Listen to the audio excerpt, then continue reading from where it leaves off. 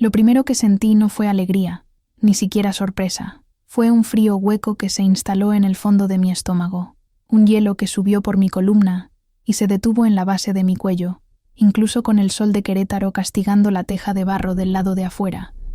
La segunda línea en la prueba de farmacia era pálida, casi un fantasma, pero estaba ahí, innegable, un susurro de color que gritaba una verdad imposible.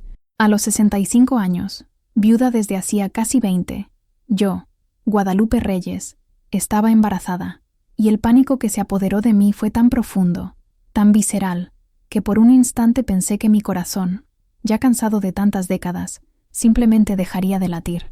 Antes de profundizar en cómo esa pequeña raya de plástico se convirtió en el mazo que demolió mi vida, quiero pedir un instante de tu atención. Si las historias de giros inesperados, de verdades que necesitan ser contadas, y de una fuerza que ni siquiera sabíamos que teníamos resuenan en ti, considera suscribirte a nuestro canal, porque cada historia aquí, así como la mía, es un recordatorio sobre la resiliencia humana. Ahora, permíteme volver a aquel baño pequeño y sofocante, donde mi mundo entero estaba a punto de desmoronarse. Debí haber sabido que nada que empieza con un secreto termina en paz, porque fue allí, sosteniendo esa prueba positiva en la mano, que la imagen del hombre equivocado se materializó frente a mí, con su sonrisa torcida y sus promesas vacías. Rodrigo. Su nombre sonaba como miel, cuando él lo susurraba cerca de mi oído, pero ahora, en la soledad de mi baño, tenía el sabor amargo del veneno. La vergüenza me golpeó como una ola física, un ardor que subía del pecho al rostro. ¿Qué dirían mis hijas? ¿Qué diría el vecindario de Tequisquiapan, donde una hoja que cae del árbol se convierte en noticia en la plaza? Yo era doña Lupita, la viuda respetable, la abuela que hacía los mejores tamales para la fiesta de la parroquia. Y de repente, yo era... ¿qué? Una vieja tonta, una vergüenza. Mis manos temblaban tanto que la prueba cayó en el lavabo de cerámica con un chasquido seco. El sonido resonó en el silencio de mi casa, amplificado por mi ansiedad. La recogí de nuevo, mirando esa segunda línea, como si pudiera hacerla desaparecer con la fuerza de mi mirada, pero persistía. Era el presagio de mi caída. Aún no lo sabía, pero aquel era el primer paso para perderlo todo, la reputación que me llevó una vida a construir, el respeto de mis hijas, la paz de mis días. Aquel pequeño pedazo de plástico era el juez, el jurado y el verdugo de la vida que yo conocía. ¿Y el hombre que me puso en esta situación? Él sería el primero en empujarme al borde del precipicio. Solo que no imaginaba que él también se reiría mientras yo caía. Para entender la profundidad de mi caída, primero necesitas conocer la altura, por modesta que fuera, desde donde caí. Mi nombre es Guadalupe Reyes, pero desde que tengo uso de razón, soy Lupita. Nací y crecí en Tequisquiapan, un pueblito donde las calles empedradas guardan los secretos de generaciones y las bugambillas de colores se derraman sobre los muros de piedra. Mi vida siempre fue un río de curso predecible, sin grandes corrientes ni cascadas. Me casé joven con Javier, un hombre bueno y trabajador, que me dio 2 hijas, Sofía y Elena, y partió demasiado pronto, llevado por una enfermedad del corazón que lo consumió en pocos meses. Quedé viuda a los 46. Las niñas ya estaban criadas, empezando a trazar sus propios caminos. Sofía, la mayor, siempre fue práctica y con los pies en la tierra, como su padre. Se casó con un ingeniero y se fue a vivir a la Ciudad de México, un lugar grande y ruidoso que siempre me pareció otro mundo. Elena, la menor, heredó mi corazón soñador y un talento para el arte. Se convirtió en diseñadora gráfica y se estableció en San Miguel de Allende, lo suficientemente cerca para visitas de fin de semana, pero lo bastante lejos para tener su propia vida. Yo me quedé en la casa que heredé de mis padres, una construcción sencilla, con un patio interior donde mis gallinas picoteaban felices y un pequeño jardín donde cultivaba cilantro, chiles y las flores más fragantes que podía encontrar. Durante 30 años, trabajé como cocinera en la escuela primaria local. Mis manos conocían el peso exacto de la masa de maíz, el punto justo del mole, el olor del arroz cociéndose que calmaba hasta al niño más llorón. Me jubilé, y mi rutina se volvió aún más tranquila. Las mañanas estaban dedicadas al jardín y a los animales, las tardes, al bordado. Hacía manteles, paños de cocina y servilletas con intrincados diseños de flores y pájaros, un trabajo que me garantizaba un pequeño ingreso extra, y mantenía mi mente y mis manos ocupadas. Mi vida social se resumía a la misa del domingo, a las compras en el mercado municipal los miércoles y a las pláticas en la puerta con mi vecina, Consuelo, una mujer de lengua afilada pero de corazón leal. Yo era doña Lupita, una figura constante en el paisaje del pueblo, confiable, predecible, invisible, en cierto modo. La soledad era una compañera constante, pero había aprendido a convivir con ella. Era una manta pesada en algunas noches, pero también un espacio de silencio y paz. Me veía en el espejo y observaba las marcas del tiempo, el cabello blanco que no me molestaba en teñir, las arrugas alrededor de los ojos que contaban historias de risas y lágrimas, la piel de las manos manchada por el sol y el trabajo. Era el rostro de una abuela, y yo estaba en paz con eso. Nunca, ni en mi más loca ensoñación, imaginé que aquel rostro volvería a sonrojarse con el cumplido de un hombre, que aquel cuerpo, que yo ya consideraba solo una cáscara para mi alma envejecida, aún pudiera engendrar una vida. Estaba equivocada. La vida, al parecer, todavía me guardaba una última y devastadora sorpresa. Rodrigo, o Rigo, como todos en el mercado lo llamaban, no apareció en mi vida de repente. Siempre estuvo allí, una presencia periférica, como el olor a mangos maduros en verano, o el sonido de las campanas de la iglesia al mediodía. Era dueño del puesto más grande de frutas y verduras del mercado municipal, un negocio heredado de su padre. Tendría unos 50 y tantos años, el cabello negro ya salpicado de plata en las sienes, un bigote bien recortado y ojos oscuros que parecían saber más de lo que debían. Tenía fama de ser encantador, de tener una palabra dulce para cada clienta, y una fama más discreta, susurrada entre las mujeres, de tener una debilidad por las viudas y las mujeres solitarias. Durante años, nuestras interacciones fueron puramente comerciales. Buenos días, doña Lupita. Mire qué aguacates tan bonitos llegaron hoy.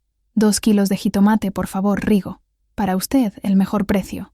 Siempre era así, cordial y distante. Pero algo cambió hace unos 6 meses.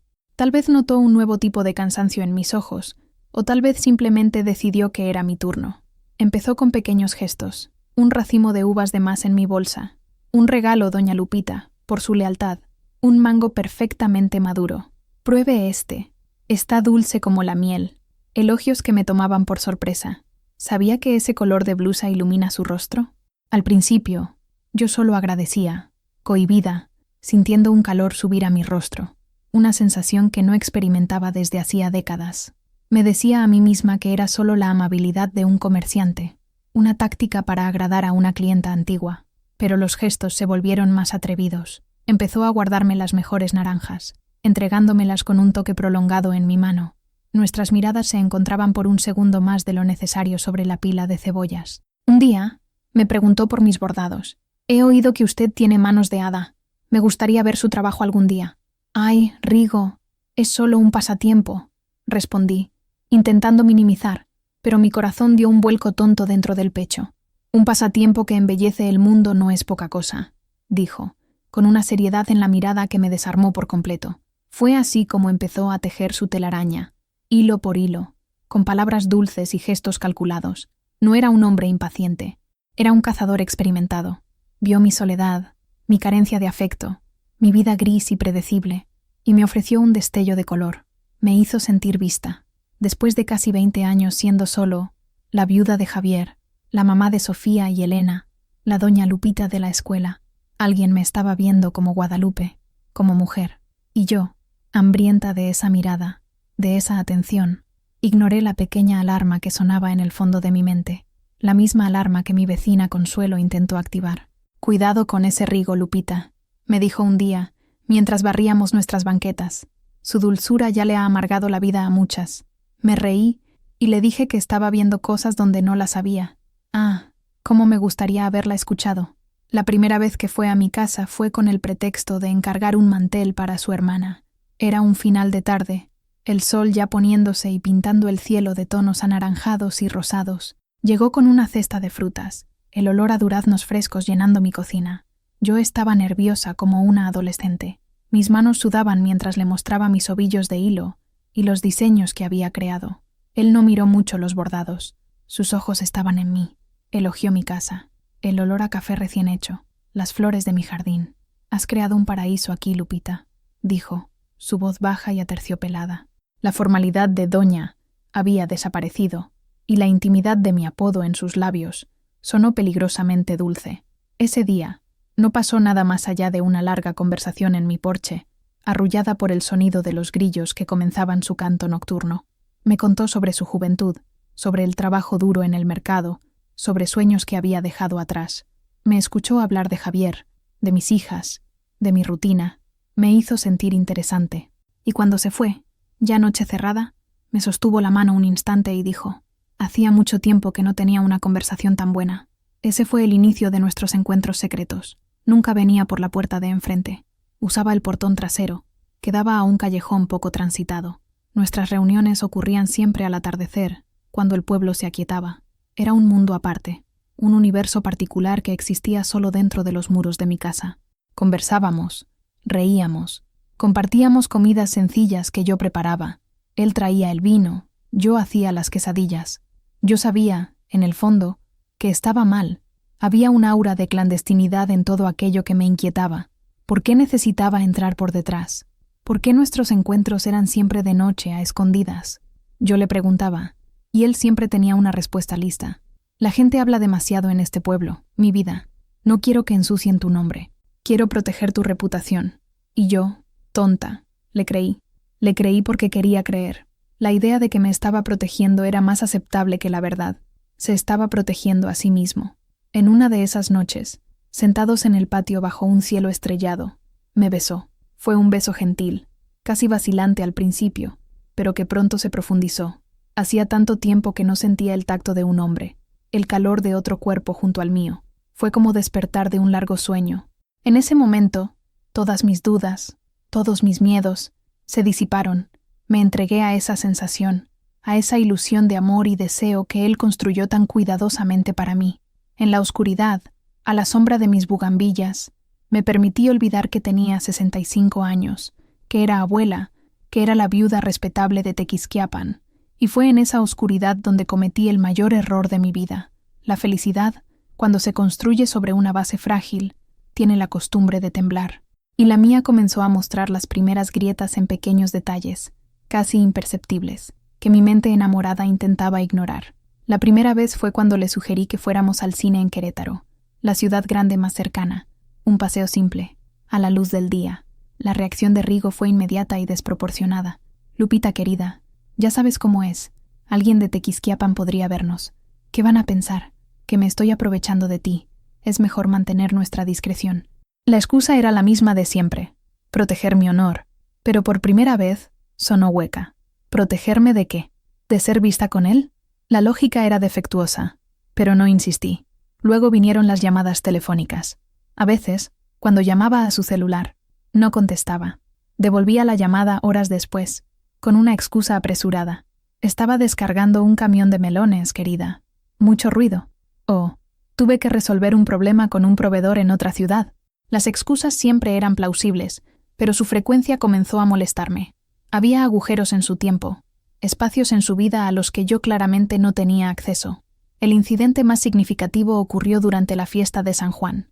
Todo el pueblo estaba en la plaza. Había música, baile, comida. Yo estaba con Consuelo, mi vecina, cuando vimos a Rigo al otro lado de la plaza. Estaba con un grupo de hombres, riendo a carcajadas. Nuestros ojos se cruzaron. Por un instante, vi un destello de pánico en su rostro. Desvió la mirada rápidamente, como si yo fuera una completa extraña, y se dio la vuelta, enfrascándose en una animada conversación con uno de sus amigos. Dolió como una pequeña puñalada en el pecho. Allí, en público, yo no existía para él. Consuelo, que no se perdía nada, me apretó el brazo. «¿Ves lo que te dije, Lupita? Ese hombre tiene dos caras, una para la oscuridad y otra para la luz del día». Esa noche lo confronté. Apareció en mi casa más tarde, con su sonrisa habitual y una caja de dulces. Yo no estaba de humor para dulces. «¿Por qué fingiste que no me conocías en la plaza, Rigo?», pregunté, mi voz más firme de lo que esperaba. Él suspiró, un suspiro cansado de quien está a punto de repetir un discurso ensayado.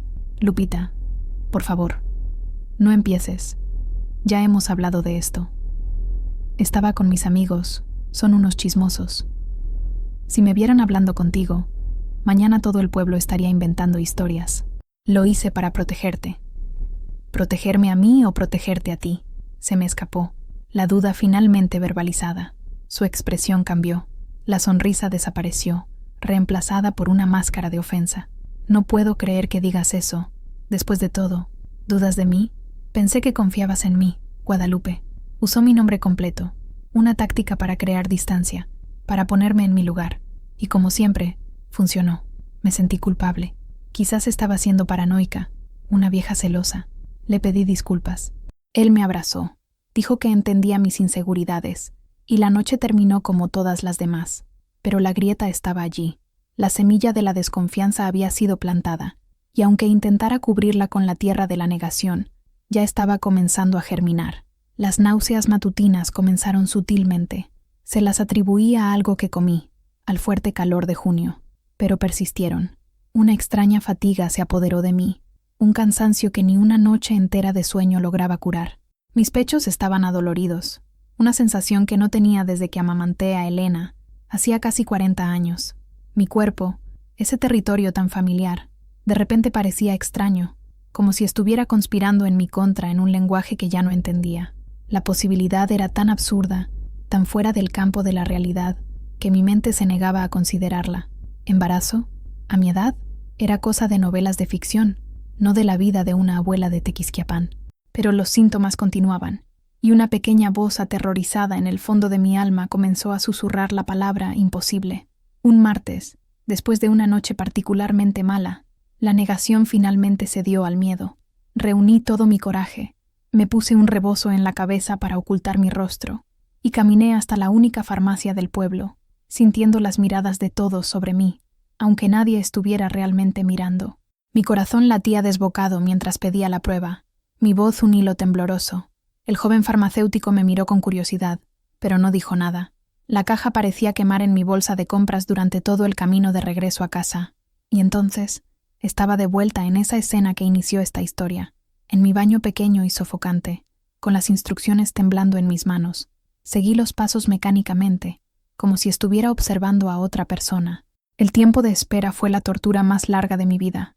3 minutos que se extendieron por una eternidad. No recé, no le pedí a Dios que fuera negativo. Estaba paralizada, suspendida en un vacío de puro pavor. Cuando el tiempo terminó, giré la prueba. La primera línea, la de control, apareció nítida y fuerte, y luego, lentamente, como una acuarela extendiéndose en papel húmedo, la segunda línea comenzó a formarse, pálida, casi un fantasma, pero estaba ahí. Un sonido extraño escapó de mi garganta, una mezcla de sollozo y ahogo. Me senté en el borde de la bañera, con todo el cuerpo temblando. No era posible. La menopausia me había llegado hacía más de una década.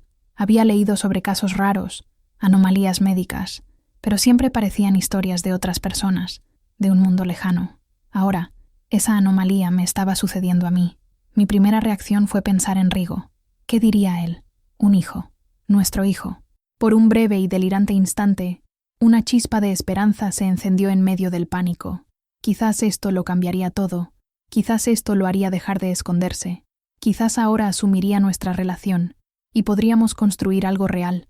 Un bebé, aunque inesperado, podría ser una bendición, una forma de unir nuestras vidas de una vez por todas. Esa esperanza tonta y frágil duró tal vez 30 segundos. Fue rápidamente aplastada por el peso abrumador de la realidad, la vergüenza, el escándalo, mis hijas, mi reputación.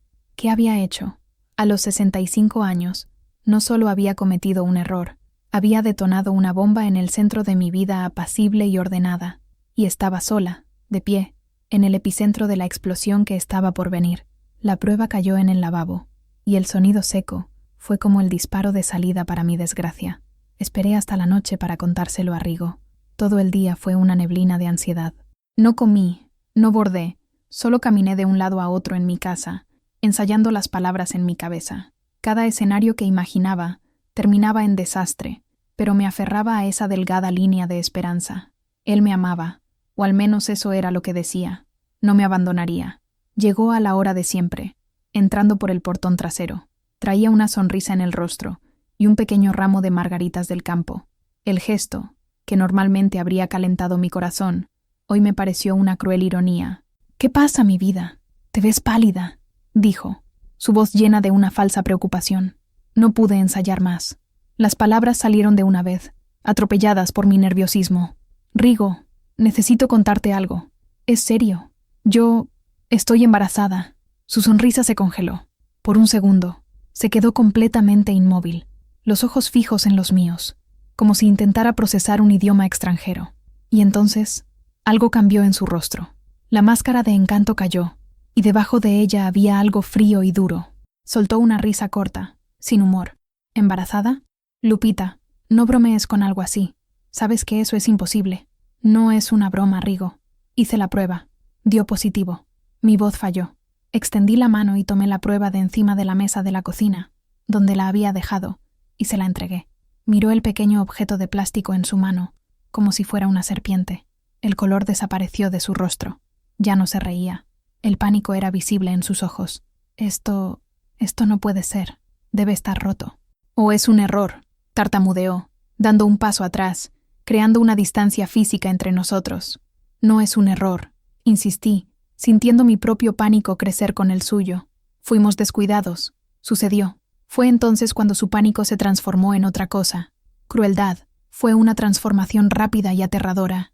Sus ojos se entrecerraron, y su voz, antes aterciopelada, se volvió áspera y cortante. «Escúchame bien, Guadalupe. Si estás pensando en tenderme una trampa, puedes irte quitando esa idea de la cabeza. Ese hijo no es mío. Es imposible». Las palabras me golpearon como un puñetazo en el estómago. «¿Cómo puedes decir eso? ¿Con quién más estaría, Rigo? Hace 20 años que no me acuesto con nadie. ¿Y cómo voy a saberlo yo?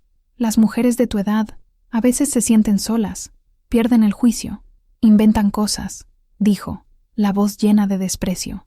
La misma palabra que usaría después para humillarme en público. «Necesitada. Probablemente quieres dar un golpe, sacarme algo de dinero». No podía creer lo que estaba oyendo. El hombre que susurraba promesas en mi oído, que me llamaba reina, ahora me acusaba de las cosas más viles. Las lágrimas que estaba conteniendo finalmente rodaron por mi rostro. «Esto no es por dinero, Rigo. Es por nosotros, por nuestro hijo». «No hay un nosotros, y no hay un nuestro hijo», prácticamente gritó, arrojando la prueba sobre la mesa. «Ese es tu problema. Resuélvelo, pero no me involucres en esto». Se dio la vuelta y caminó hacia la puerta trasera. Corrí tras él, agarrando su brazo. «Rigo, por favor, no me dejes sola con esto». Se zafó de mi agarre con un tirón brusco. «Déjame en paz, Guadalupe, y olvida mi nombre». Y con eso, abrió la puerta y desapareció en la noche, dejándola abierta. El viento frío entró, junto con el olor de la oscuridad y la soledad. Me quedé allí, parada en medio de mi cocina, con el sonido de sus crueles palabras resonando en las paredes y el sabor amargo de la traición en mi boca. La esperanza había muerto, y me di cuenta, con una claridad terrible, de que la tormenta que tanto temía no solo estaba llegando, ya había comenzado. Un pueblo pequeño como Tequisquiapan tiene un sistema nervioso propio, una red invisible de comunicación que funciona más rápido que cualquier teléfono, y el veneno, una vez inyectado, se esparce por esa red con una velocidad aterradora. Rigo no perdió el tiempo. Para protegerse, necesitaba destruirme primero. Sabía que la mejor defensa era un ataque rápido y brutal a mi credibilidad. La primera ola de rumores llegó a mis oídos a través de Consuelo. Tocó a mi puerta 2 días después de esa noche terrible, su rostro una mezcla de preocupación e indignación. «Lupita, ¿qué está pasando? Todo el pueblo está comentando», dijo, sin rodeos. «Están diciendo que perdiste el juicio, que andas por ahí diciendo que estás embarazada de Rigo, el del mercado». Mi corazón se hundió. «Él lo contó», susurré, sintiéndome desnuda y expuesta. «¿Qué lo contó? Hija mía, está haciendo un espectáculo», dijo Consuelo, su voz subiendo una octava. «Le está diciendo a quien quiera oírlo que te obsesionaste con él, que estás inventando esta historia loca para llamar la atención. Se está haciendo la víctima, la pobre paloma inocente perseguida por una viuda desesperada». Cada palabra era una puñalada. No solo me negó, me pintó como una loca, una vieja patética y delirante. Los efectos fueron inmediatos. Cuando salí a comprar pan a la mañana siguiente, sentí el cambio en la atmósfera. Las conversaciones cesaban cuando yo pasaba. La gente no me miraba a los ojos. En cambio, sus miradas se deslizaban hacia mi vientre, a un plano, como si pudieran ver la prueba de mi vergüenza. Las beatas, que antes me saludaban con un «Dios la bendiga, doña Lupita», ahora se persignaban y cuchicheaban detrás de sus abanicos en la puerta de la iglesia. En el mercado, el lugar que antes era mi refugio semanal, la humillación fue total. Pasé por el puesto de Rigo. Él estaba allí, atendiendo clientes, riendo. Me vio, y por un segundo, su sonrisa vaciló, pero rápidamente la recompuso, transformándola en una mueca de lástima y desprecio, lo suficientemente alto para que los demás oyeran. Pobrecita doña Lupita, la edad a veces le juega malas pasadas a la mente. Sentí mi rostro arder. Compré lo que necesitaba en los otros puestos, en silencio, bajo las miradas curiosas y juzgadoras de todos. Nadie me dijo nada directamente, pero su silencio era ensordecedor. Yo era el chiste del pueblo. El cuento con moraleja, la viuda loca. La crueldad no venía solo de los susurros. Vino de formas más concretas. La señora Rodríguez, para quien estaba bordando un juego de manteles carísimo, llamó para cancelar el pedido. Disculpe, Lupita, pero, con todo lo que andan diciendo, creo que es mejor no. No necesitó terminar la frase. La implicación era clara. Mi supuesta locura podría de alguna manera contaminar sus bordados. El trabajo, mi pequeña fuente de orgullo e ingresos, se estaba secando. La historia de Rigo era más fácil de creer, era más sensata. Un hombre encantador siendo acosado por una vieja solitaria tenía más sentido, en el universo estrecho de miras del pueblo, que la verdad, un hombre encantador que embarazó a una vieja solitaria y la abandonó. La verdad era fea e incómoda. Su mentira era un chisme divertido, y en Tequisquiapan, la diversión siempre le ganaba a la verdad. La parte más difícil, la que más temía, era contarles a Sofía y Elena. Lo pospuse todo lo que pude, pero sabía que era inevitable. Los rumores les llegarían tarde o temprano, y sería mucho peor si lo oían de otra persona. Reuní coraje y llamé primero a Sofía, la más pragmática, la que tenía los pies bien plantados en la realidad. La conversación fue por teléfono, y la distancia física parecía amplificar la distancia emocional entre nosotras. Le conté todo, con la voz temblorosa, intentando explicar la situación sin parecer la mujer patética que Rigo pintaba. Hubo un largo silencio al otro lado de la línea, un silencio tan pesado que podía sentir su peso a través del auricular. Cuando Sofía finalmente habló, su voz era fría, desprovista de cualquier compasión. «Mamá, por favor, dime que esto es una broma de mal gusto». «No lo es, hija mía. Es la verdad», respondí, las lágrimas ya formándose en mis ojos. «¿La verdad? La verdad es que usted tiene 65 años. ¿Cómo pudo dejar que esto sucediera? Y con ese hombre, para colmo, Rigo el del mercado. Todo el mundo conoce su fama. ¿En qué estaba pensando?» Su voz era una mezcla de ira y vergüenza. Podía oír la vergüenza en cada sílaba. Intenté defenderme. Yo estaba sola, Sofía. Él fue amable conmigo. ¿Amable? Mamá, usted no es una adolescente ingenua. Usted es una abuela. ¿Qué le vamos a decir a la gente? ¿Qué les voy a decir a mis hijos, sus nietos? ¿Que su abuela se embarazó de un vendedor de frutas que la abandonó? ¿Pensó en la vergüenza? ¿En la humillación? Cada pregunta era un golpe. No estaba preocupada por mí. Estaba preocupada por las apariencias, por la fachada de nuestra familia. Ya no era su madre. Era un problema, un escándalo que gestionar. La conversación terminó con ella diciendo que necesitaba digerir la noticia y que llamaría después. No llamó. La llamada a Elena fue diferente, pero no menos dolorosa. Elena, mi hija soñadora, lloró, pero no eran lágrimas de empatía, eran lágrimas de decepción. «Mamá, ¿por qué? Siempre te vi como una mujer tan fuerte, tan digna. Después de todo lo que pasaste con papá, ¿cómo pudiste involucrarte con alguien así? ¿Cómo pudiste ser tan irresponsable?» La palabra irresponsable me atravesó como un cuchillo. Viniendo de ella, dolió más que cualquier susurro en la calle. «Cometí un error, Elena. Lo sé, pero necesito su apoyo ahora», supliqué. «¿Apoyo? Mamá, ni siquiera sé qué pensar. Estoy tan confundida y avergonzada», dijo entre sollozos. «Necesito tiempo. Yo no puedo lidiar con esto ahora». Y así, las dos personas en el mundo cuyo amor consideraba incondicional me dieron la espalda. No me ofrecieron ayuda, no preguntaron cómo me sentía, no se preocuparon por mi salud, me juzgaron, y la sentencia fue culpable, culpable de ser vieja, culpable de estar sola, culpable de tener deseos, culpable de haber sido engañada. En ese momento, la soledad que sentía antes de Rigo parecería un paraíso comparada con el desierto helado en el que se había convertido mi vida. Estaba completa, irremediablemente sola. El juicio del pueblo dolía, pero el de mis propias hijas rompió algo dentro de mí. En las semanas siguientes, mi casa dejó de ser mi santuario y se convirtió en mi prisión. Las paredes, que antes me ofrecían consuelo, ahora parecían cerrarse sobre mí. El silencio, que antes era pacífico, ahora era pesado, lleno solo por el zumbido de mis pensamientos ansiosos y el latido de mi propio corazón, que sonaba demasiado fuerte en mis oídos. Dejé de salir, excepto para lo estrictamente necesario. Una ida rápida y cronometrada a la tienda de la esquina para comprar leche y pan, siempre con la cabeza gacha, con el rebozo cubriendo parte de mi rostro, como una fugitiva en mi propio pueblo. Las caminatas matutinas, que antes me daban tanto placer, fueron abandonadas. El mercado municipal se convirtió en territorio prohibido. El miedo a la humillación era un perro guardián feroz en mi portón. Las pequeñas alegrías de mi vida desaparecieron. El bordado, que siempre fue mi terapia, ahora solo me traía frustración. Mis manos temblaban demasiado, y mis ojos, constantemente llorosos, no lograban enfocar los puntos delicados. Los hilos de colores parecían burlarse de mi vida gris.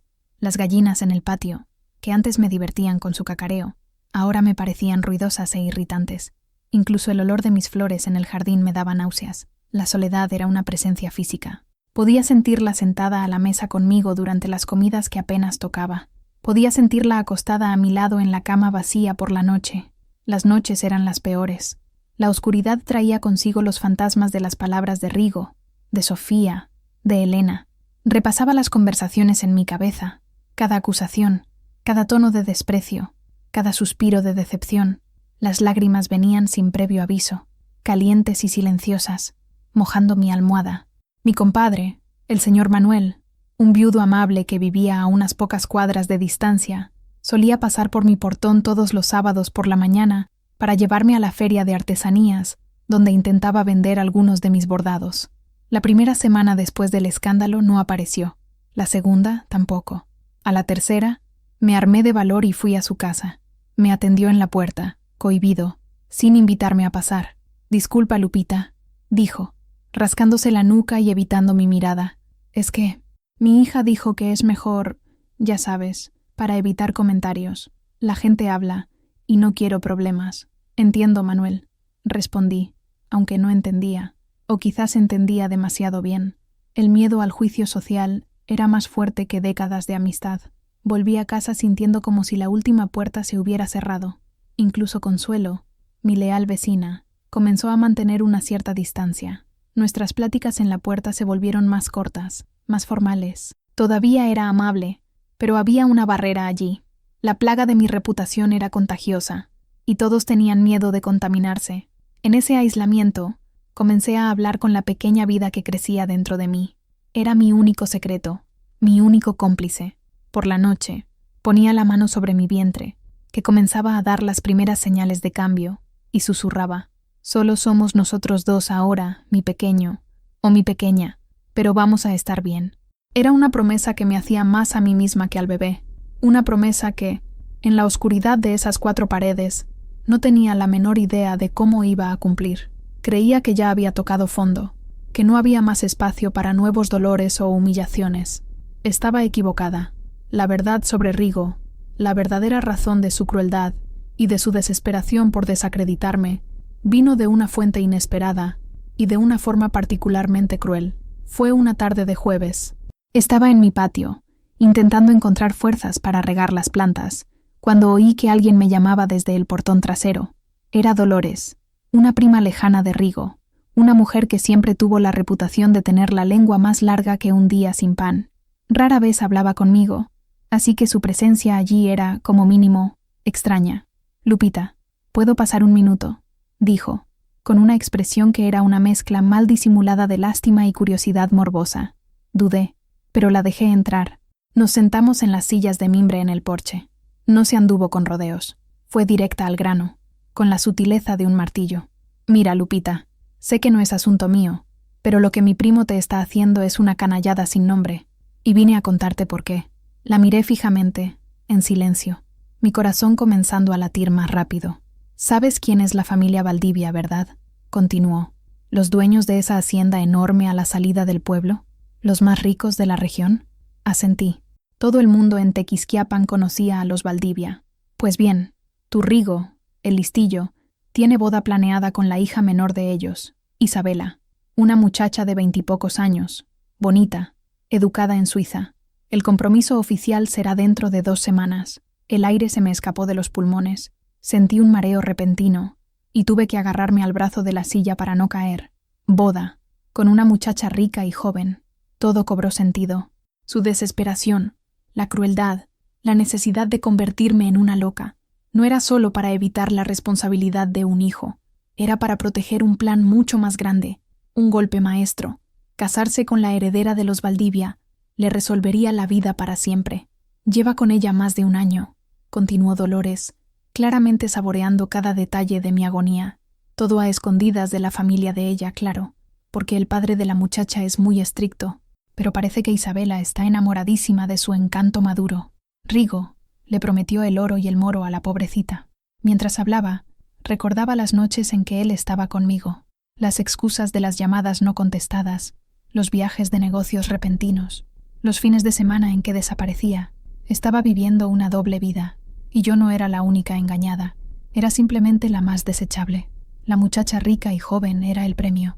Yo era el pasatiempo, el riesgo calculado que ahora amenazaba con explotarle en la cara. El dolor de la traición fue diferente esta vez. No era solo el dolor de ser abandonada, era el dolor de la humillación de haber sido solo un peón en un juego mucho más grande. No solo me estaba mintiendo a mí, me estaba usando como un entretenimiento mientras esperaba su verdadero premio. La rabia que sentí fue tan intensa, tan pura, que momentáneamente sofocó toda la tristeza y el miedo. Después de que Dolores se fue, dejando un rastro de veneno y revelación, me quedé sentada en el porche durante un largo tiempo, viendo el sol ponerse. La sombra de la otra mujer, la joven y rica Isabela, ahora se proyectaba sobre mi vida, haciendo mi propia situación aún más patética a los ojos del mundo. Yo era la vieja, la pobre, la tonta. Ella era la prometida, la futura señora Valdivia. Y Rigo estaba a punto de conseguir todo lo que siempre quiso, pisoteando mi dignidad para alcanzar su objetivo. La revelación sobre Isabela Valdivia fue la chispa que encendió el fuego. La tristeza que me paralizaba dio paso a una rabia fría y cortante, una furia que no sabía que era capaz de sentir. Pasé días rumiando esa información, la injusticia de la situación carcomiéndome por dentro. Él se iba a casar, a construir una nueva vida sobre las ruinas de la mía, y yo me quedaría aquí, sola, cargando con su hijo y el estigma de loca que él creó para mí, la gota que derramó el vaso, el momento que transformó mi rabia pasiva en un plan de acción. Ocurrió unos días después. La necesidad me obligó a ir al mercado. Mi despensa estaba vacía, y ya no podía darme el lujo de esconderme. Fui al final de la tarde, esperando que hubiera menos gente.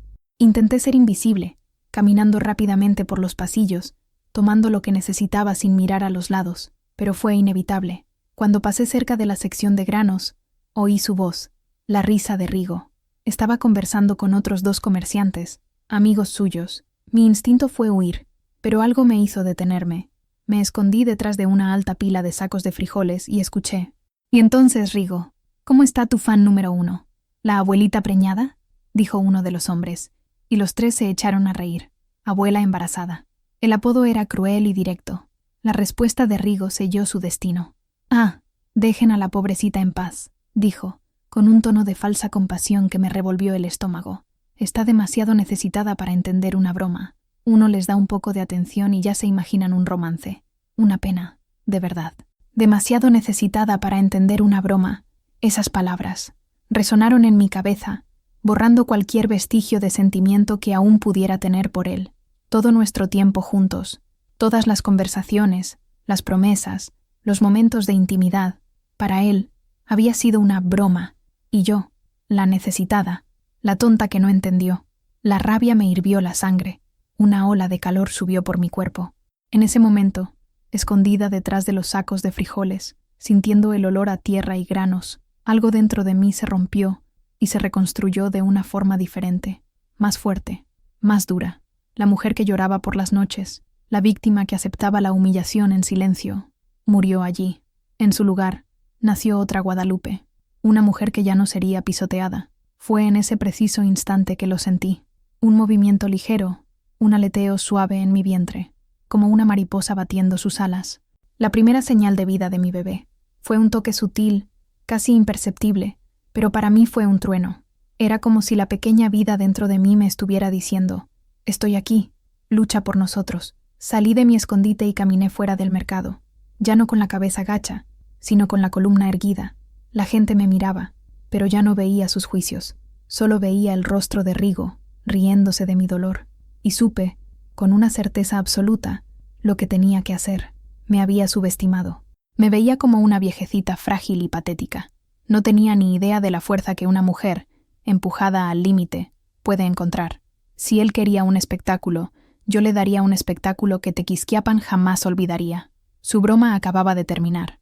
La furia, cuando se canaliza, se convierte en un combustible poderoso. Llegué a casa, y por primera vez en semanas, no me sentí oprimida por las 4 paredes. Me sentí como una general en su cuartel, planeando una batalla, la batalla por mi honor. Mi arma no sería de fuego ni de acero, sería de papel y tinta. Rigo, en sus meses de cortejo, no se limitó a palabras susurradas en la oscuridad. Le gustaba verse como un poeta, un romántico a la antigua. Me escribía cartas, notas cortas, a veces, garabateadas en servilletas de papel, dejadas con un racimo de plátanos o un aguacate, y cartas más largas, escritas en papel perfumado, que me entregaba personalmente durante sus visitas nocturnas. En ese entonces, las veía como pruebas de su amor. Guardé cada una de ellas en una caja de zapatos de madera, atadas con una cinta de satén roja, una caja de tesoros que ahora se revelaba como un arsenal. Fui al fondo de mi armario, donde la caja estaba escondida, y la puse sobre la cama. Mis manos ya no temblaban, estaban firmes. Abrí la caja. El ligero perfume de lavanda que usaba en el papel todavía estaba allí, un fantasma de una mentira. Desaté la cinta y comencé a leer. Eran docenas de ellas. Cartas llenas de hipocresía y promesas que, leídas ahora, bajo la luz fría de la verdad, eran nauseabundas. Mi Guadalupe, mi luz en la oscuridad, comenzaba una.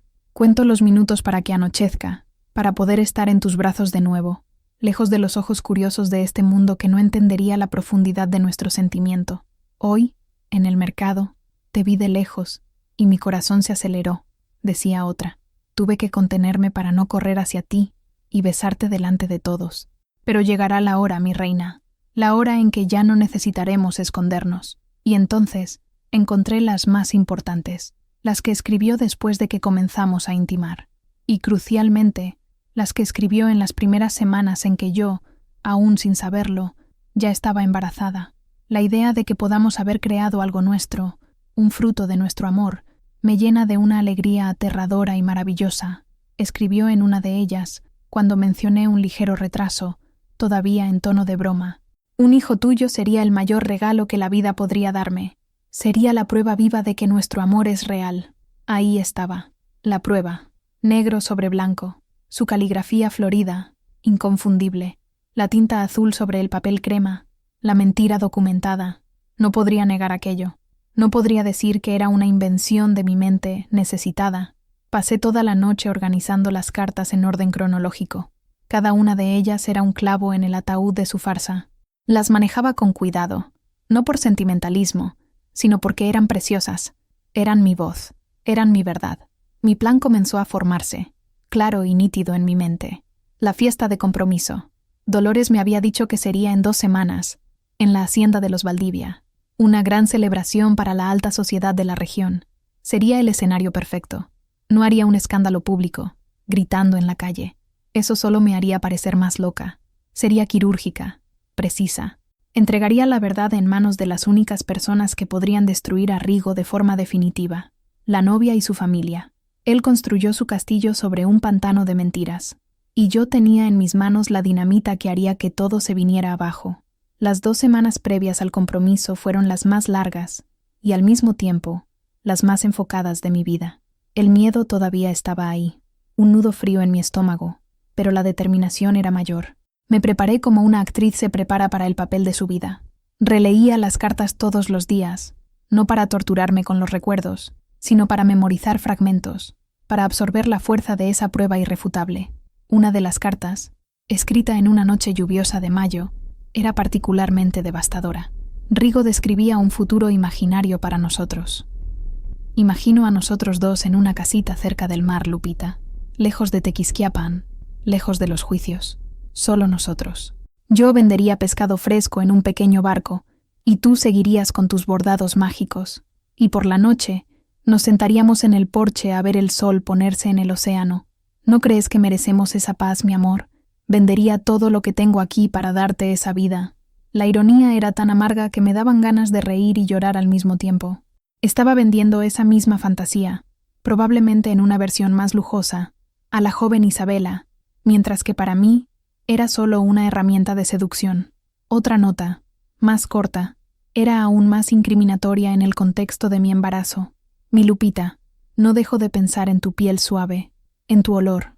Despertaste en mí algo que pensé que estaba muerto. Si pudiera, te daría un hijo. Un niño con mis ojos y tu alma bondadosa. O una niña, con tu fuerza y tu sonrisa. Un pedazo de nosotros para sellar nuestro amor para siempre. Él mismo había escrito el guión de su propia condena. Esas no eran las palabras de un hombre defendiéndose de una mujer obsesionada. Eran las palabras de un amante, de un seductor, de un mentiroso. Además de organizar las cartas, también me cuidé. Empecé a comer bien, forzándome a tragar cada bocado, pensando en el bebé. Necesitaba estar fuerte. Comencé a caminar de nuevo, pero esta vez por los alrededores del pueblo, en senderos de tierra donde no encontraría a nadie. El aire fresco limpiaba mi mente, y el esfuerzo físico calmaba mi ansiedad. Consuelo, mi vecina, notó el cambio en mí. Ya no estaba encorvada por la vergüenza. Había una nueva luz en mis ojos, una postura diferente. Un día, me detuvo en la puerta. Lupita, estás diferente. Pareces más fuerte. La miré, mi vieja amiga, la única que a pesar de su cautela, no me había abandonado por completo. Y decidí confiar en ella. La hice pasar, y le mostré la caja. Le mostré las cartas. Leyó algunas de ellas en silencio, sus labios apretándose en una línea fina de furia. Cuando terminó, me miró, y sus ojos estaban llenos de admiración. «Maldito sea ese canalla», susurró. «¿Qué vas a hacer, Lupita?» «Voy a ir a la fiesta de compromiso», respondí, mi voz tranquila y firme. Consuelo abrió los ojos como platos. «¿Vas a hacer un escándalo?» «No», dije. «Un escándalo es ruidoso y confuso. Yo seré silenciosa y clara. Voy a entregar la verdad, el ruido, que lo hagan ellos». Consuelo se quedó en silencio por un momento, y luego una lenta sonrisa se extendió por su rostro. «Que Dios me perdone, pero quiero estar allí para verle la cara». En ese momento, supe que ya no estaba totalmente sola. Tenía una aliada, y eso me dio aún más fuerza. El día de la fiesta de compromiso llegó con un cielo azul y despejado, un contraste cruel con la tormenta que se formaba dentro de mí. Desperté antes del amanecer, el corazón martilleando contra mis costillas. Era hoy, el día en que apostaría todo lo que me quedaba, mi dignidad, en una sola jugada. No elegí un atuendo de luto ni de batalla. Elegí mi mejor vestido, uno de algodón azul turquesa, sencillo pero bien cortado, que Elena me había regalado en un cumpleaños años atrás. Un vestido que me hacía sentir digna. Peiné mi cabello blanco y lo recogí en un moño bajo y ordenado. No usé maquillaje, excepto por un toque de labial en un tono discreto de rosa. Un pequeño acto de desafío, una afirmación de que todavía era una mujer, y no el fantasma en el que intentaron convertirme. Puse las cartas más importantes en un sobre grande y marrón. Seleccioné 5, las que hablaban de futuro, de huir conmigo, y, por supuesto, las que mencionaban el deseo de tener un hijo nuestro. Eran las más poderosas. Al mirarme en el espejo, no vi a la viejecita frágil que Rigo describía. Vi a una mujer de 65 años, con arrugas que contaban una larga historia, y ojos que, ese día, brillaban con una determinación de acero. Vi a mi madre y a mi abuela en mi reflejo, mujeres fuertes que nunca se dejaban pisotear, y les pedí, en silencio, que me dieran coraje. No tenía coche, y no le pediría a nadie que me llevara. La caminata hasta la hacienda de los Valdivia sería parte de mi ritual. Era una distancia de casi 5 kilómetros, por el camino de tierra que salía del pueblo. Me puse zapatos cómodos, el sobre bajo el brazo, y comencé mi viaje. El sol de la tarde era cálido, y el polvo del camino se levantaba a cada paso. Coches lujosos pasaban a mi lado, levantando nubes de polvo, seguramente con invitados yendo a la fiesta. Nadie se detuvo, nadie me reconoció. Para ellos, yo era solo una señora del campo, caminando bajo el sol. La invisibilidad que antes me hería, ahora era mi aliada. A cada paso, ensayaba lo que diría. No sería un discurso largo, sería breve y directo. No estaba allí para llorar, para suplicar o para acusar. Estaba allí para presentar hechos. La emoción ya me había consumido durante semanas. Ahora era el turno de la claridad. Cuando los imponentes portones de la hacienda Valdivia surgieron en el horizonte, mi corazón dio un vuelco. Eran aún más grandes e intimidantes de lo que imaginaba. Un guardia de seguridad uniformado estaba en la entrada, revisando una lista de invitados. Por un momento, el pánico amenazó con dominarme. ¿Cómo pasaría por él? Pero la determinación era más fuerte. Respiré hondo, me arreglé el vestido y caminé hacia el portón, no como una intrusa, sino como alguien que tenía un asunto inaplazable que tratar. El destino de 3 personas, quizás más, estaba dentro de ese sobre marrón que sostenía con tanta fuerza que mis dedos estaban blancos. La caminata había terminado. La batalla estaba a punto de comenzar. Me acerqué al guardia de seguridad, un hombre alto de rostro impasible. Me miró de arriba abajo, su expresión dejando claro que yo no pertenecía a ese lugar. «Buenas tardes. ¿Está usted en la lista?», preguntó, su voz grave y burocrática. «No, señor», respondí, mi voz sorprendentemente tranquila. «Mi nombre es Guadalupe Reyes. Tengo un asunto particular y urgente que tratar con la familia Valdivia. Es sobre el prometido, el señor Rodrigo». El uso de su nombre completo y la mención de un asunto urgente parecieron despertar un leve interés detrás de su fachada profesional. Frunció el ceño. «La familia está ocupada recibiendo a los invitados. No puedo interrumpirlos». «Comprendo», dije, manteniendo mi tono respetuoso pero firme. «Pero lo que tengo que decir afecta directamente el honor de esta familia y el futuro de su hija. Creo que el señor Valdivia preferiría ser interrumpido por 5 minutos hoy que pasar una vida entera lamentando no haberlo sido». Había una convicción en mi voz que lo hizo dudar. Me evaluó durante un largo momento. Quizás vio la verdad en mis ojos, o quizás simplemente decidió que era más seguro verificar que arriesgar la ira de su jefe más tarde. «Espere aquí», dijo, y habló algo por su radio. Los minutos que siguieron fueron una agonía. Me quedé parada fuera del portón, bajo el sol, mientras los coches continuaban pasando a mi lado, sus ocupantes lanzándome miradas curiosas. Podía oír la música suave y las risas que venían de los jardines de la hacienda. Parecía otro mundo, un mundo de felicidad y celebración del que estaba a punto de convertirme en la más indeseada de las intrusas. Después de lo que pareció una eternidad, el portón de hierro se abrió lentamente, con un chirrido. Otro hombre, este de traje, se acercó. Era el mayordomo o jefe de seguridad, alguien con más autoridad. «¿Usted es Guadalupe Reyes?», preguntó, su voz educada pero desconfiada. «Sí, soy yo. El señor Valdivia ha accedido a concederle 5 minutos. Sígame. Y por favor, sea discreta». Lo seguí por un largo camino de piedra, flanqueado por jardines impecablemente cuidados. La opulencia del lugar era abrumadora. Fuentes, estatuas, flores exóticas que solo había visto en revistas. Todo gritaba riqueza y poder. Este era el mundo que Rigo codiciaba, el mundo por el que estaba dispuesto a destruirme. La visión de esa riqueza no me intimidó. Al contrario, fortaleció mi resolución. Él no merecía nada de esto. Nos condujeron no al área de la fiesta, sino a una entrada lateral de la casa principal, que daba a un pequeño despacho. La habitación era sobria y masculina, con paredes forradas de libros y muebles de madera oscura. Detrás de un gran escritorio, estaba sentado un hombre de unos 60 y tantos años, de cabello canoso y postura erguida. Sus ojos, de un azul sorprendentemente claro, me analizaron con una intensidad fría y penetrante. Era el señor Arturo Valdivia, el patriarca. «Usted tiene 5 minutos para explicar esa urgencia suya», dijo, sin siquiera levantarse. Su voz era como el acero, tranquila, pero inquebrantable. La prueba final había llegado. Tenía la atención del hombre más poderoso de la sala. Ahora necesitaba convencerlo. El silencio en el despacho del señor Valdivia era tan denso que podía sentirlo presionando mis tímpanos. El hombre detrás del escritorio no me ofreció una silla. Quería que me quedara de pie, en una posición de sumisión, pero no me sentí pequeña. La justicia de mi causa me daba una altura que él no podía ver. «Señor Valdivia, le agradezco que me reciba», comencé, mi voz firme. Seré breve. Mi nombre es Guadalupe Reyes, y como le dije a su empleado, lo que tengo que decir es sobre el hombre que está a punto de casarse con su hija. Él levantó una ceja, una leve señal de impaciencia. Prosiga. Tuve una relación con el señor Rodrigo durante varios meses, una relación que él insistió en mantener en secreto, para, según él, proteger mi reputación. Hice una pequeña pausa, dejando que la ironía de esas palabras flotara en el aire. De esa relación, señor, estoy esperando un hijo. Su hijo.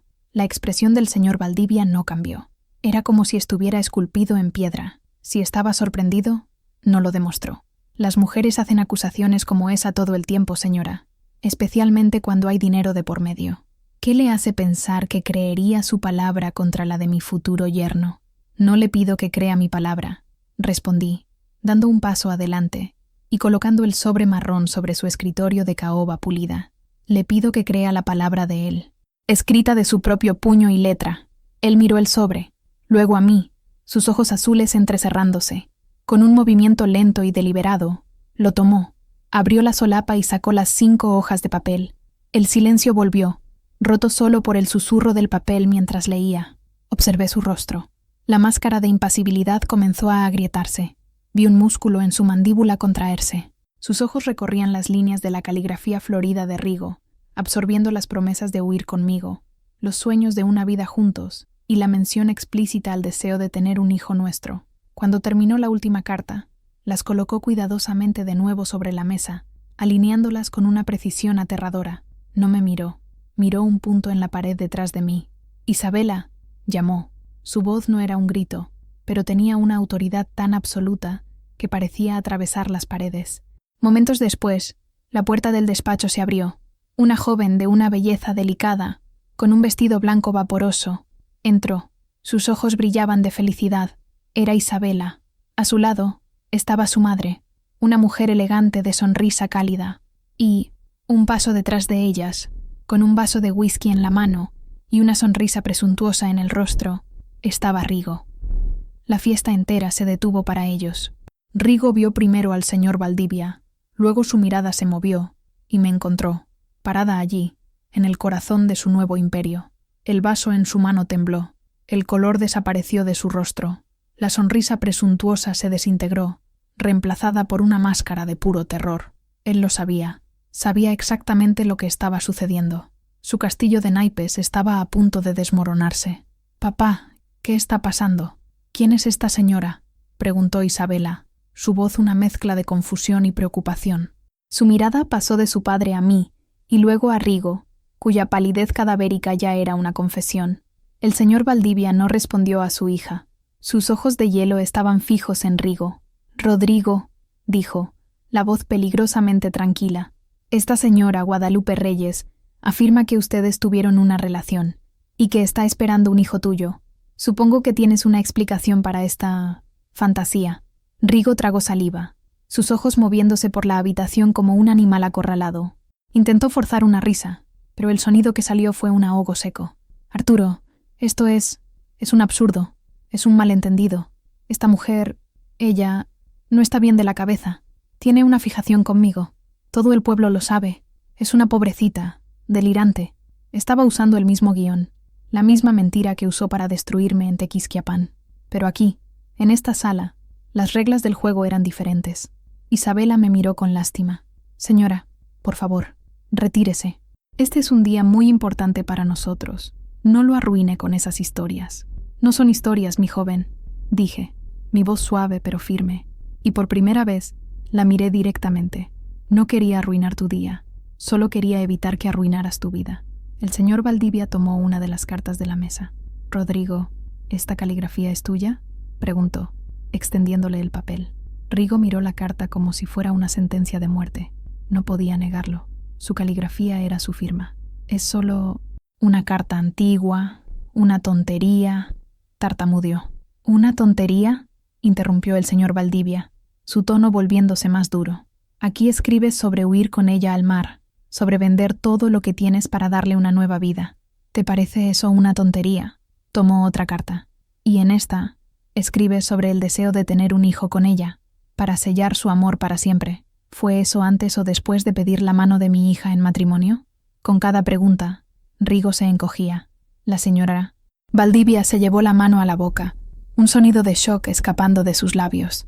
Isabela miraba de su padre a Rigo, su rostro pasando de la confusión a la sospecha y finalmente al horror de la comprensión. «Rodrigo, di que no es verdad», susurró, los ojos llenándose de lágrimas. «Dile que es mentira». Pero Rigo no podía hablar. Estaba acabado.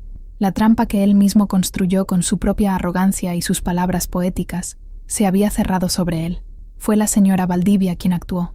Tomó las cartas de la mano de su marido y las leyó rápidamente, sus ojos abriéndose como platos con cada frase. Cuando terminó, miró a Rigo con un desprecio tan absoluto que parecía capaz de convertirlo en polvo. «Canalla», siseó. Luego, se volvió hacia su hija y con una gentileza inesperada, tomó las cartas y las puso en las manos de Isabela. «Lee, hija mía», dijo, con la voz entrecortada. «Necesitas verlo por ti misma». Y mientras Isabela, temblando, comenzaba a leer las pruebas de la traición, las promesas de amor que habían sido hechas a otra mujer, supe que había ganado. La verdad, finalmente, había sido desdoblada, y su efecto sería devastador. No hubo gritos, no hubo platos rotos. La explosión en la sala del señor Valdivia fue silenciosa, pero no por ello menos destructiva. Fue la explosión de un sueño, la implosión de una farsa. Isabela leyó las cartas, su rostro perdiendo todo color. Las lágrimas que antes amenazaban, ahora corrían libremente por sus mejillas, emborronando el maquillaje perfecto, cayendo sobre el vestido blanco de compromiso. Cuando terminó la última, no miró a Rigo, dejó caer las cartas al suelo, como si le quemaran las manos. Luego, con una dignidad que me sorprendió, se quitó el anillo de compromiso de diamantes del dedo. La piedra brilló bajo la luz de la lámpara antes de que lo colocara con firmeza sobre el escritorio de su padre. «Se acabó, papá», dijo, su voz baja pero inquebrantable, y luego se volvió hacia Rigo, mirándolo a los ojos por primera vez desde que la verdad salió a la luz. «Sal de mi casa, ahora». Rigo, finalmente encontrando la voz, intentó una última y patética apelación. «Isabela, mi amor, por favor, puedo explicarlo. Es un malentendido. Ella me embrujó». El señor Valdivia se levantó por primera vez. No era un hombre alto, pero su presencia parecía llenar toda la habitación. Caminó lentamente hasta Rigo. «Has oído a mi hija», dijo, su voz un gruñido bajo y controlado. «Vete, y si te vuelvo a ver en esta propiedad, o en cualquier lugar cerca de mi familia, te destruiré. No solo tus negocios, te borraré de Tequisquiapan. ¿Entendido?» La amenaza era fría, calculada y absolutamente creíble. Rigo, finalmente dándose cuenta de que no había nada más que decir, que su gran plan se había convertido en cenizas, me lanzó una mirada de puro odio. Si las miradas mataran, habría caído muerta allí mismo, pero su odio no me alcanzó. Estaba protegida por la armadura de mi verdad. Se dio la vuelta y salió del despacho, pasando junto a los invitados curiosos en el pasillo, que se apartaban para abrirle paso al prometido en fuga. El sonido de la puerta principal cerrándose de golpe, unos minutos después, fue el único ruido que rompió la tensión. En la sala, el silencio regresó, pesado con las secuelas de la batalla.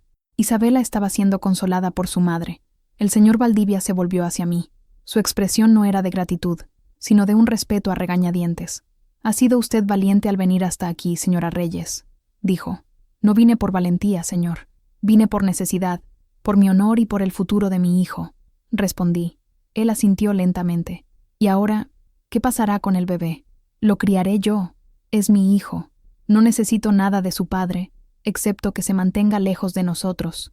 Me estudió por un momento y luego abrió un cajón de su escritorio, sacando una chequera. «No», dije, antes incluso de que pudiera abrir el bolígrafo. «No vine aquí por dinero. Vine por la verdad. La verdad es todo lo que quería».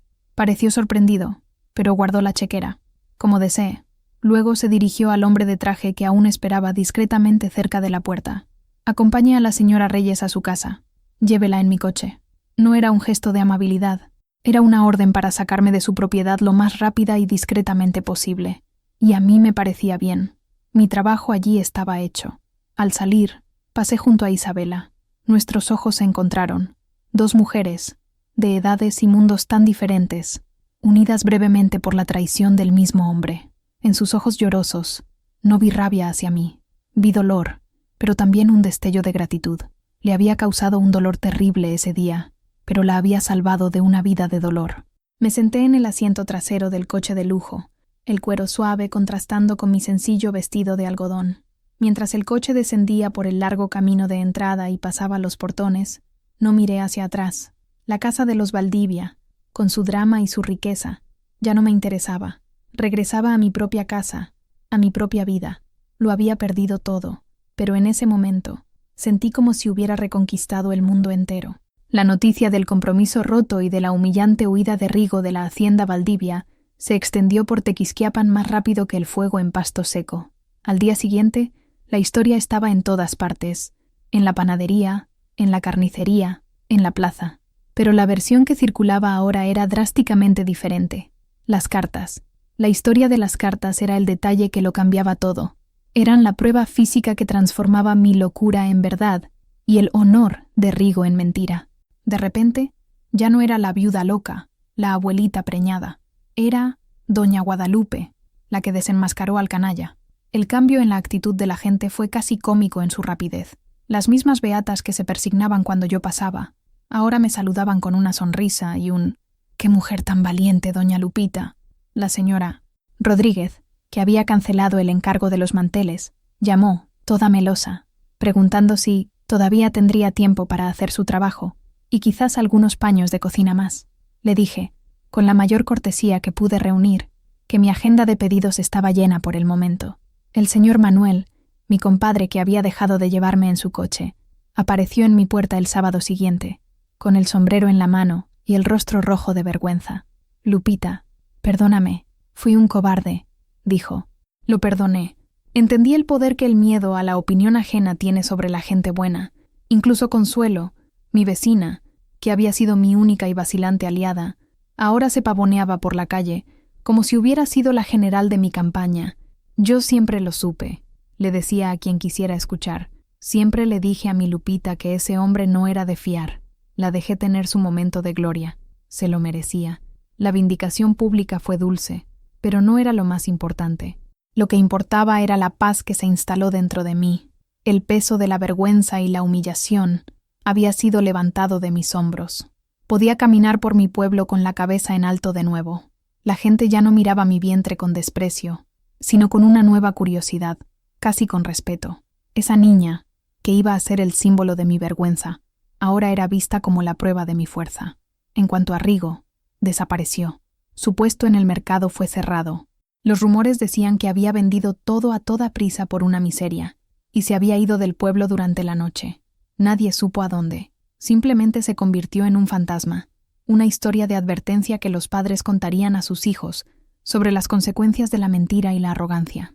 Había sido, como prometió el señor Valdivia, borrado. La melodía de Tequisquiapan había cambiado para mí. Los susurros maliciosos fueron reemplazados por palabras de admiración. El silencio acusador dio paso a saludos cálidos. No había buscado su aprobación, pero recibirla fue como un bálsamo para las heridas que ellos mismos habían ayudado a infligir. El pueblo que me condenó ahora me celebraba, y aunque sabía que su memoria era corta, y sus favores, volubles, por el momento, era suficiente. Tenía mi honor de vuelta.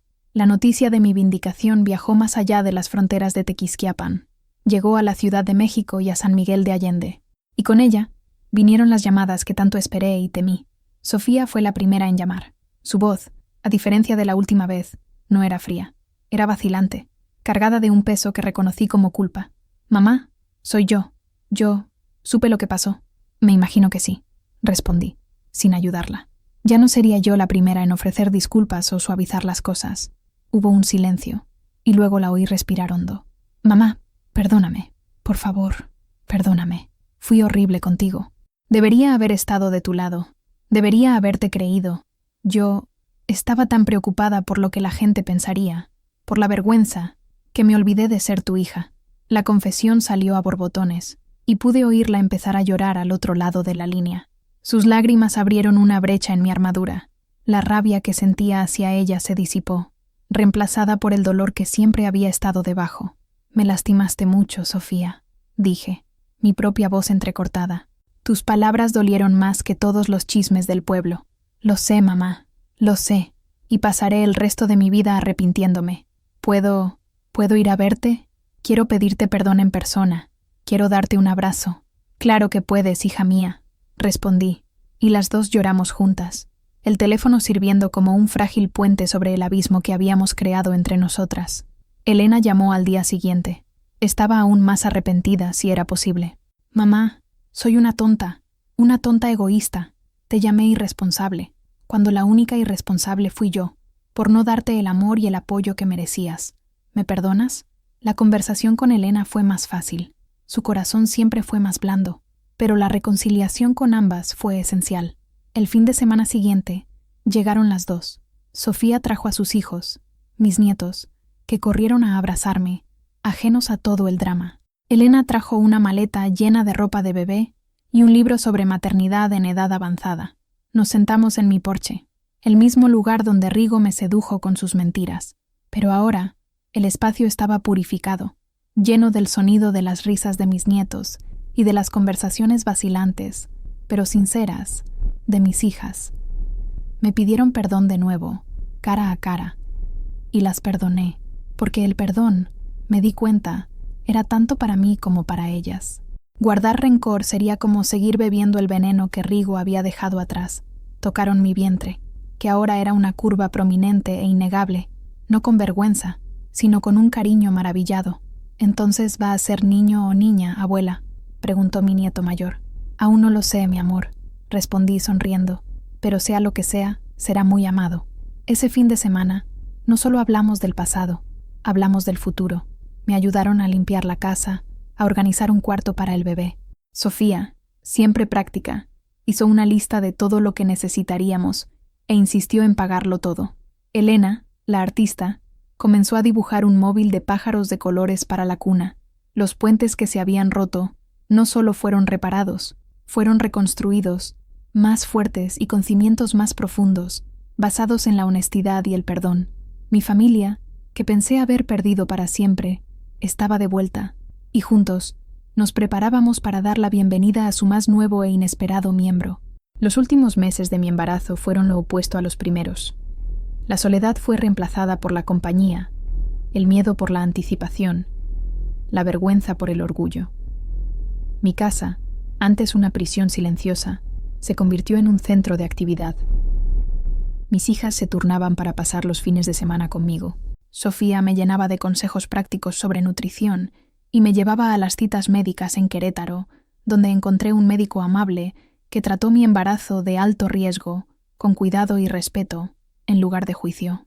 Elena decoró la pequeña habitación que solía ser mi taller de costura, pintando las paredes de un amarillo suave y colgando el móvil de pájaros que ella misma hizo sobre la cuna de madera que encontramos en una tienda de antigüedades. Consuelo volvió a ser mi compañera diaria. Me traía caldos nutritivos, me ayudaba a colgar la pequeña ropa de bebé en el tendedero y pasaba horas sentada conmigo en el porche, tejiendo diminutos zapatitos de lana mientras chismorreábamos sobre las trivialidades del pueblo, como en los viejos tiempos. Los pedidos de bordados volvieron con toda su fuerza. Parecía que toda mujer en Tequisquiapan quería un mantel de Doña Guadalupe. Venían a mi casa con la excusa de recoger sus trabajos, pero en realidad querían ver mi vientre, ofrecer un consejo no solicitado o simplemente expresar su admiración. Me convertí en una especie de leyenda local, un símbolo de resiliencia. Fue un cambio extraño, pero lo acepté con una sonrisa. Mi cuerpo, que pensé que ya había cerrado su ciclo de creación, me sorprendía todos los días. Sentía las patadas y los movimientos del bebé, una comunicación secreta y maravillosa que me llenaba de una alegría serena. Claro, había incomodidades, los dolores de espalda, la hinchazón en los pies, el cansancio, pero los acogía como señales de vida, como recordatorios del milagro que estaba ocurriendo dentro de mí. Pasé mucho tiempo pensando en lo que esa niña significaba. No era un error, no era un castigo, era una segunda oportunidad. Una oportunidad de empezar de nuevo, no toda mi vida, sino la forma en que la veía. Durante años viví a la sombra del pasado, la viuda de Javier, la madre de Sofía y Elena. Me había definido por mis relaciones con los demás. Esta niña, concebida en el dolor y la mentira, me estaba forzando a definirme por mí misma, como Guadalupe, una mujer capaz de generar vida, de luchar por la verdad y de encontrar fuerza en la adversidad. La espera no fue solo por el bebé. Fue una espera por una nueva versión de mí misma. Y a medida que mi vientre crecía, sentía que mi espíritu también se expandía. Estaba aprendiendo a mirarme en el espejo no con el juicio de la sociedad, sino con compasión y orgullo. Las arrugas, el cabello blanco, el vientre de embarazada, todo formaba parte de mi historia. Una historia que no había elegido, pero que finalmente estaba aprendiendo a escribir con mis propias manos. El parto comenzó una noche cálida de febrero, 2 semanas antes de lo previsto. Las contracciones eran diferentes a las que recordaba de décadas atrás, más intensas, más exigentes con mi cuerpo ya envejecido. Elena estaba conmigo esa semana. Fue ella quien cronometró los dolores, me ayudó a respirar y llamó a Sofía y al médico. El viaje al hospital en Querétaro fue un borrón de dolor y ansiedad, pero, a diferencia de la primera vez que enfrenté este viaje, no estaba sola.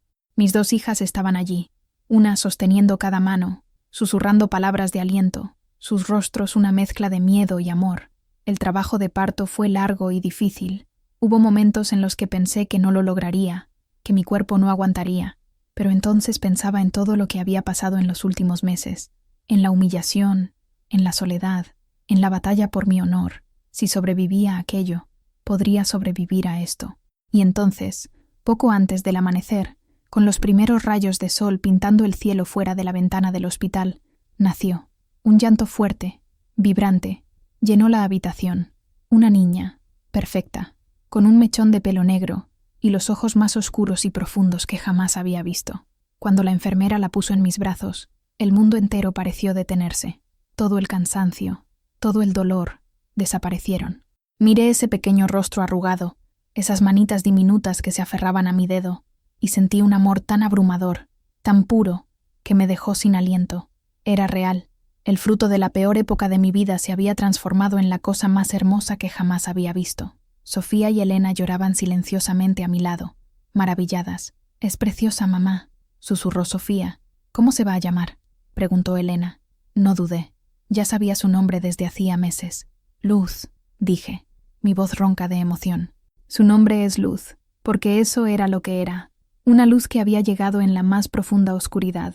Una luz que me guió para salir de mi propia desesperación. No era la hija de Rigo. No era el bebé del escándalo. Era Luz, mi hija. En esa habitación de hospital, con el sol de la mañana entrando por la ventana y mis 2 hijas mayores a mi lado, sostuve a mi hija menor en brazos y sentí una paz que no sentía desde hacía mucho, mucho tiempo. El ciclo de dolor había terminado. Un nuevo ciclo, de amor y de un nuevo comienzo, apenas estaba empezando.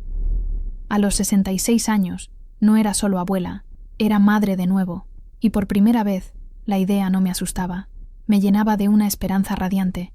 El primer año de la vida de Luz pasó en un abrir y cerrar de ojos, y al mismo tiempo, cada día pareció una vida entera. Fue un año de noches sin dormir, de pañales, de llantos y de tomas de madrugada. Fue un año en que mi cuerpo de 66 años gritó de cansancio, en que mis articulaciones dolieron y en que hubo días en que el agotamiento era tan profundo que apenas podía pensar.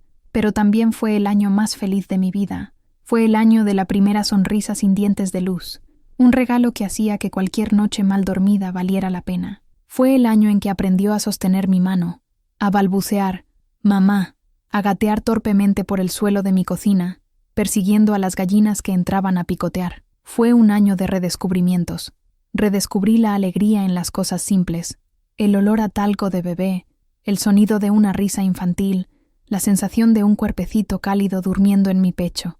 Mi casa, antes tan silenciosa, ahora estaba llena de los sonidos de la vida. Juguetes de colores esparcidos por el suelo, una cuna en mi habitación, una silla alta en la cocina. Mis nietos venían de visita y estaban fascinados con la tía bebé. La trataban con una mezcla de curiosidad y cariño protector, trayéndole sus juguetes e intentando hacerla reír. Sofía y Elena se convirtieron en pilares de mi vida, de una forma que nunca antes lo habían sido. Me ayudaron no solo con las cosas prácticas, sino también con el apoyo emocional. Vieron cuánto amaba a Luz, y ese amor curó las últimas heridas que quedaban entre nosotras. Se convirtieron no solo en mis hijas, sino en mis amigas, mis confidentes. En el primer cumpleaños de Luz, hicimos una pequeña fiesta en mi patio. Invitamos solo a la familia y a algunos amigos cercanos, incluyendo a Consuelo y al señor Manuel.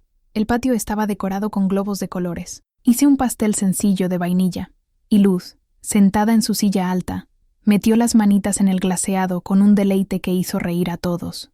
Mientras observaba la escena, mis hijas conversando, mis nietos corriendo, mis amigos sonriendo, y mi pequeña Luz, el centro de todo ese amor, aplaudiendo feliz, sentí una ola de gratitud tan intensa que mis ojos se llenaron de lágrimas. Un año atrás, estaba sola, humillada y sin esperanza. Había perdido todo lo que creía que importaba: mi reputación, la confianza de mi familia, mi paz. Pero la vida, en su misteriosa sabiduría, me quitó todo eso para darme algo infinitamente más precioso. Rigo nunca más fue visto ni mencionado. Se convirtió en una nota al pie de página olvidada en mi historia. A veces, cuando miro a Luz, veo un rasgo de él en la forma de sus ojos o en la curva de su sonrisa, pero ya no siento rabia ni dolor. Siento solo gratitud, porque, a través de su traición, me dio el mayor regalo de mi vida. Ya no era la misma mujer. La vieja Lupita, que se tragaba todo en silencio y vivía con miedo de lo que los demás pensarían, había desaparecido para siempre. En su lugar estaba Guadalupe, una mujer que aprendió, de la manera más difícil, que no hay edad para empezar de nuevo, para exigir respeto y para encontrar su propia voz, y que a veces es necesario perderlo todo para, finalmente, encontrarse a una misma. Hoy, sentada en mi porche, con Luz durmiendo tranquilamente en mi regazo, miro mi reflejo en el cristal de la ventana. Veo a una mujer de 67 años, con más arrugas que antes, con el cabello completamente blanco, pero los ojos que me devuelven la mirada no están cansados. Son claros, son serenos, son los ojos de alguien que conoce su propio valor. Lo perdí todo por un tiempo. Perdí la ilusión de una vida tranquila y respetable, perdí la confianza de las personas que amaba, perdí la paz, pero lo que gané a cambio fue mucho más grande. Me gané a mí misma, gané la fuerza que no sabía que poseía, gané una nueva familia, forjada en el fuego de la adversidad y templada por el perdón, y la gané a ella, mi pequeña Luz, que me enseña todos los días sobre el poder del amor incondicional y la alegría de un nuevo comienzo. Si alguien me pregunta qué aprendí de todo esto, diré sin dudar: aprendí que nuestra historia no se define por nuestros errores, sino por la forma en que nos levantamos después de ellos. Aprendí que la verdad, por dolorosa que sea, es el único cimiento sólido sobre el que se puede construir una vida. Y aprendí que nunca es demasiado tarde para arrojar luz donde intentaron poner sombra. Mi historia, que comenzó con un secreto y una vergüenza, se ha convertido en mi mayor fuente de orgullo. Es una historia que le contaré a Luz cuando sea mayor, no para que conozca la maldad del padre que nunca tuvo, sino para que conozca la fuerza de la madre que siempre tendrá. Y así como finalmente encontré el coraje para contar mi historia, espero que inspire a otros a hacer lo mismo, porque cada voz que se levanta contra la injusticia, cada verdad que se dice en voz alta, ayuda a iluminar el camino para alguien que todavía está en la oscuridad. Si mi viaje resonó contigo, si crees en el poder de resurgir y encontrar tu propia voz, entonces te invito a unirte a nuestra comunidad. Suscríbete, deja un me gusta si esta historia tocó tu corazón y comparte tus pensamientos en los comentarios, porque cada historia compartida, cada voz escuchada, nos recuerda que no estamos solos. Así como yo, finalmente, aprendí que no lo estaba.